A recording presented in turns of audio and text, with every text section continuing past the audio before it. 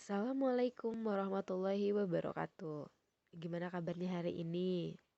Semoga kita semua selalu diberi kesehatan ya. Nah, anak-anak, sekarang kita akan belajar bahasa Sunda pengajaran 2. Temanya itu hemat energi. Tapi sebelum belajar mari kita berdoa terlebih dahulu ya. Bismillahirrohmanirrohim. Rabbi zidni ilma warzuqni fahma. Baiklah anak-anak, kita langsung lanjut ke materi ya. Yang pertama ada perluna ngehemat energi.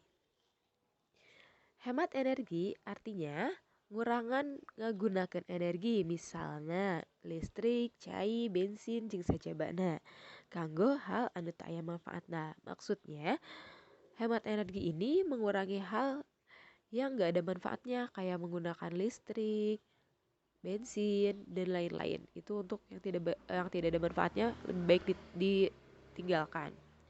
Lalu manfaat dari hemat energi yaitu yang pertama ada ngurangan tagihan biaya listrik, nu kadua ngurangan polusi, nu katilu ngajaga sumber daya alam, jeung nu kaopat ngajaga karusakan alat elektronik. Jadi di sini manfaatnya itu ada yang pertama mengurangi untuk tagihan listrik, yang kedua mengurangi polusi, dan yang ketiga menjaga sumber daya alam, yang keempat itu menjaga kerusakan dari alat elektronik tersebut. Lalu sumber energi itu yang harus dihemat yaitu yang pertama ada minyak bumi, yang kedua ada listrik, yang ketiga ada air atau cai. Nah, gimana sih cara menghemat minyak bumi dalam kehidupan sehari-hari? Nah, yang pertama ada lempang atau memakai sepeda umpama indit-inditan bakal ngurangan menggunakan bensin jeung kemacetan. Maksudnya, ketika kita berpergian, alangkah baiknya kita menggunakan sepeda atau berjalan kaki. Tujuannya itu agar mengurangi penggunaan bensin dan mengurangi kemacetan. Yang kedua, cara menghemat listrik, lampu lampu atau TV tos dianggo tong hilap di pareman. Maksudnya ketika kita sudah menggunakan TV, lampu, kipas angin atau dan lain-lainnya yang menggunakan listrik, alangkah baiknya setelah tidak digunakan langsung kita matikan.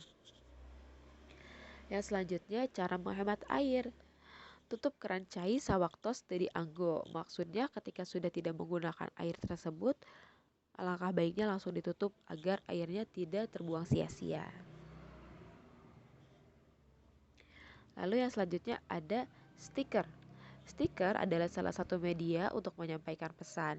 Nah, stiker ini disampaikannya secara singkat dengan kalimat-kalimat pendek sehingga mudah untuk dipahami. Ada contohnya untuk mematikan lampu itu di sini contoh stikernya itu menggunakan bahasa Sunda ya.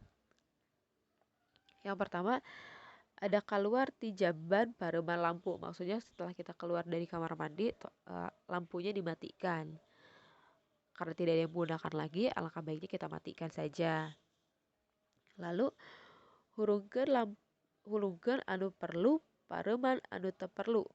Maksudnya untuk menggunakan lampu cukup yang tempat-tempat yang gelap aja. Kalau ketika tempatnya sudah terang ya udah tidak usah dimatikan lagi, tidak usah dinyalakan lagi lampunya gitu. Lalu lain ukur BBM anu kudu dihemat cai oge kudu dihemat. Jadi ketika yang tadi sudah dijelaskan ketika tidak menggunakan air tersebut, alangkah baiknya keran airnya dimatikan. Lalu yang selanjutnya ada tos rengseng nganggo cabut deui kabelna. Ketika menggunakan alat elektronik yang sudah tidak digunakan, alangkah baiknya dicabut agar menghemat listrik. Selanjutnya ada menyusun kalimat stiker. Di sini ada satu contoh kalimat yaitu Agus karasepna main game dina komputer.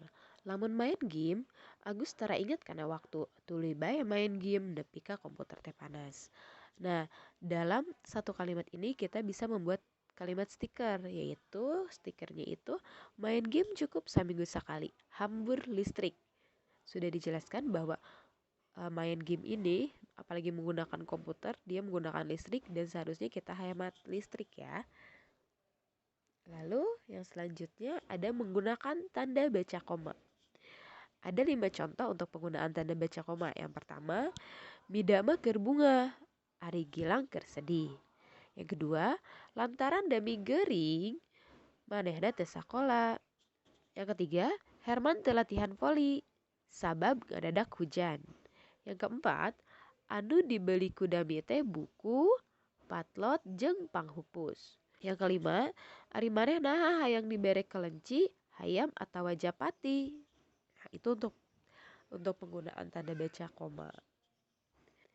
Nah, selanjutnya kalian kerjakan tugas halaman 31 sampai halaman 33, nomor 1 sampai nomor 10.